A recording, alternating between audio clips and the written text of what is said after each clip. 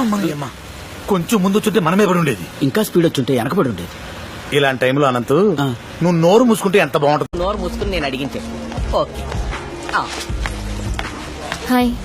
అమ్మని ప్యాంట్ వేసుకుంటే మర్చిపోయావా? షటప్. డ్రెస్సే అంత ఎంత? బాగా కమర్షియల్ గా తయారావు నువ్వు. కొంచెం చూసి చెప్తానే. ఆ డబ్బులు ఎక్కువ ఉన్నట్టు దీని దగ్గర. ఒక నిమిషం భయ్యా కేరళ భయ్య నా పక్కన నడకే అంతా ఒకే గ్రూప్ అనుకుంటారు. ఓ షేరీ షేరీ షేరీ. दो रोटी एक आलू जीरा एक लस्सी रोटी में मांस बटर डालो. हाँ आपको sir no fat, no oil, no masala, ఇవేమీ లేకుండా ఏముంటే అది పట్రా.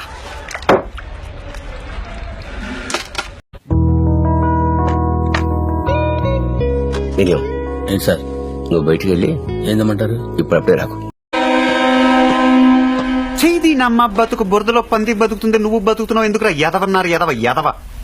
అక్కడ ఎవరు లేరు కదా సార్. ఉంటే ఊరుకుంటారండి. ఇప్పుడు మీరున్నారు. ఈ కోట్ ఏంటి, టీ షర్ట్ ఏంటి, ప్యాంట్ ఏంటి, టై ఏంటి, బట్టలతో చంపేరు తెలుసా నువ్వు?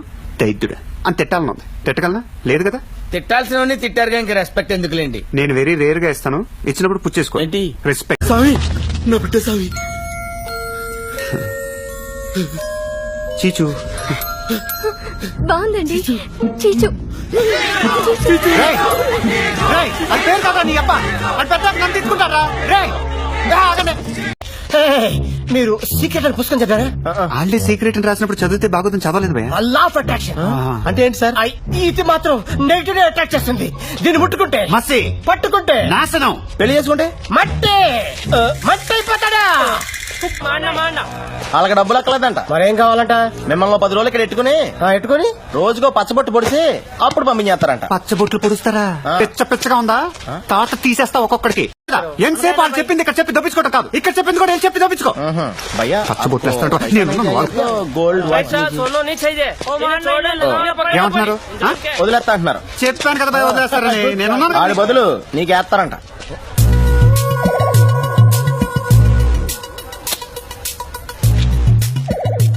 బాగుంటది భయ్య. ఏమవుంటది? ఈ మధ్యన హైదరాబాద్ లో అమ్మాయిలు అబ్బాయిలు తేడా లేకుండా ఏం చేసుకుంటున్నారు? టాటూస్ అంటారు వీటిని. ఆయన 10 రోజులు అంటే ఎంత భయ్య?